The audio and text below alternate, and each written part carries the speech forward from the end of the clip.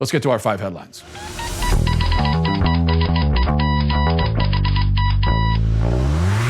Okay, an explosive and important interview with Tony Bobulinski on Tucker Carlson last night. He's a former Hunter Biden business associate who has now come out as a whistleblower exposing the corruption. He came out after the laptop story to confirm that the emails there are real.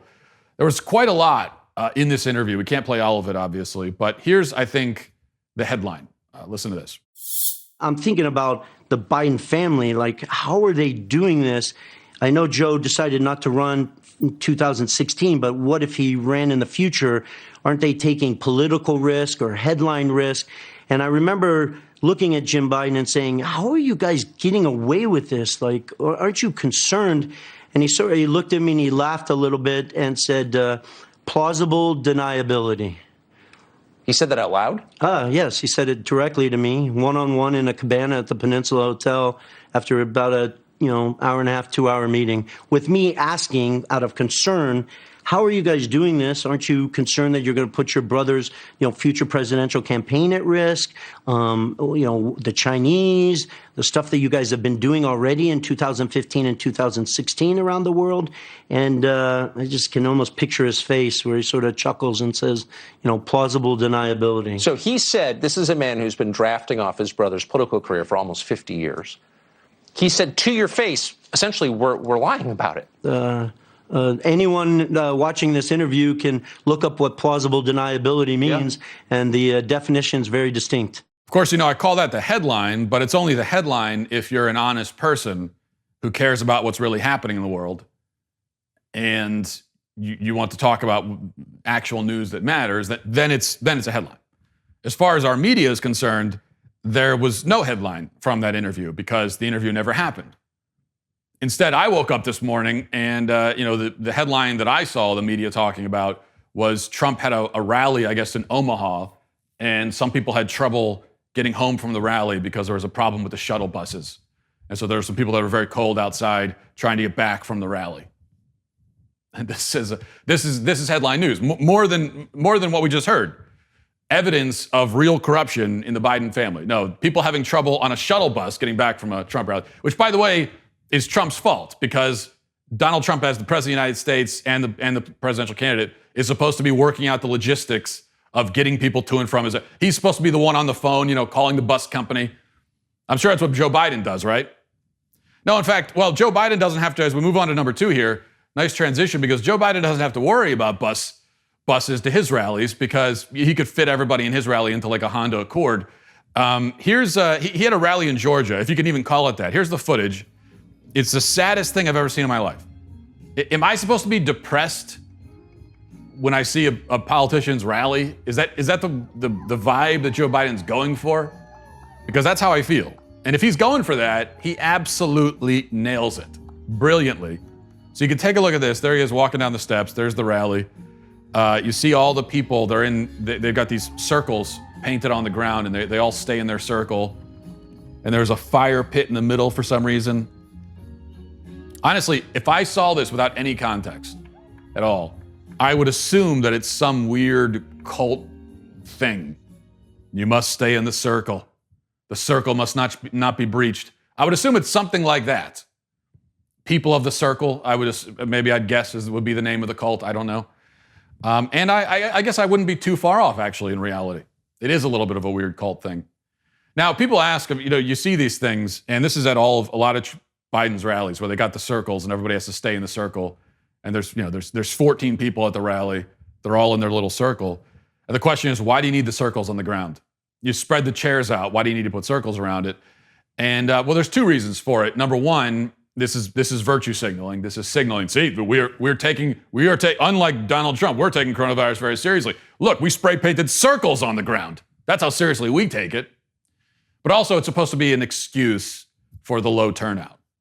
And what they're doing is they're advertising to anyone who sees it. They're saying, you see, we could only fit so many people in the circles. We only had 12 circles to go, even though we spray painted them. We could have, but we only had enough spray paint for 12 circles. That's why there's only 12 people. There's 6,000 other people that wanted them to come, but they couldn't. That's why they make the circles there. Okay, number 3, Amy Coney Barrett has only been a Supreme Court justice for a day, but already she's generating controversy. Here's the headline in The Hill. Justice Amy Coney Barrett to use Supreme Court chambers formerly occupied by the late Ruth Bader Ginsburg.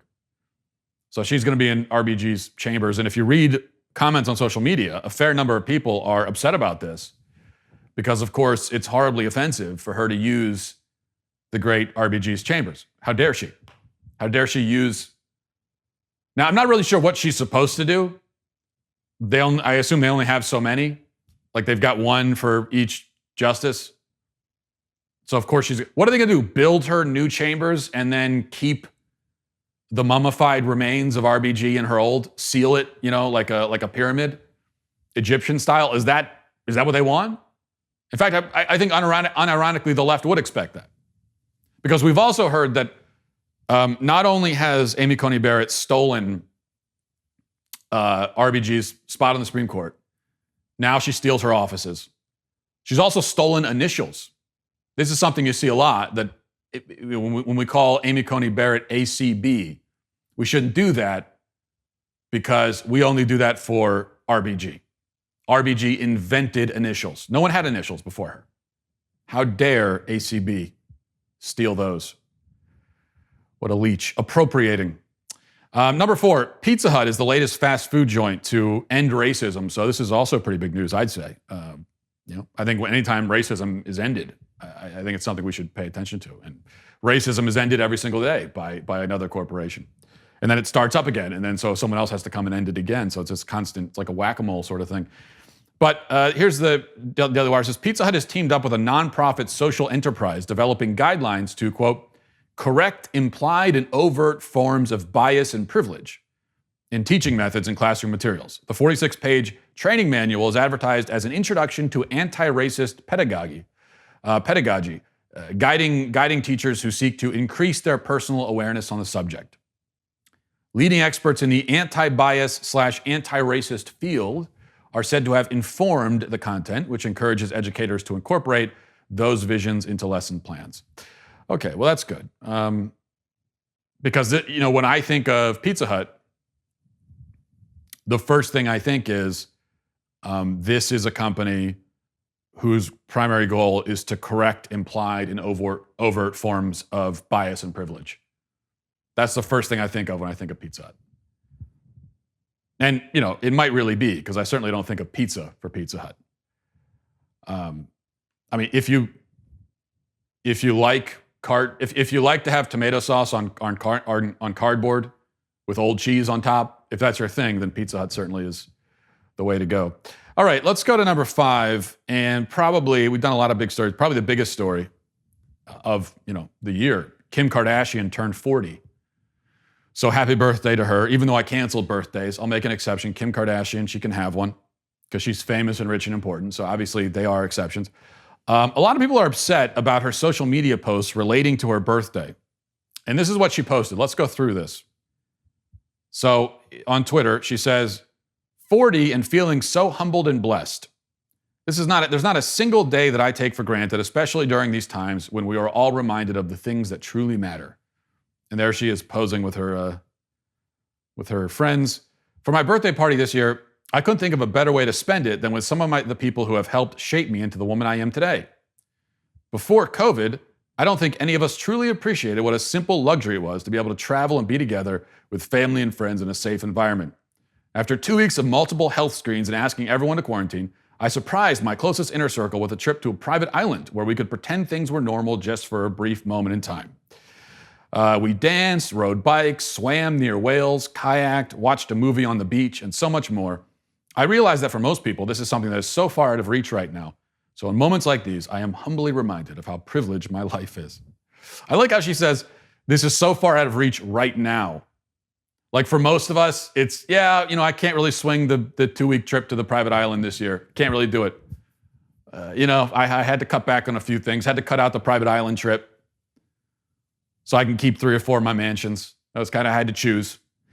Now, a couple things here. Number one, a lot of this is my own personal health routine. I dance and swim at the whales 3 times a week. It's just a normal fitness thing. I thought everybody did that.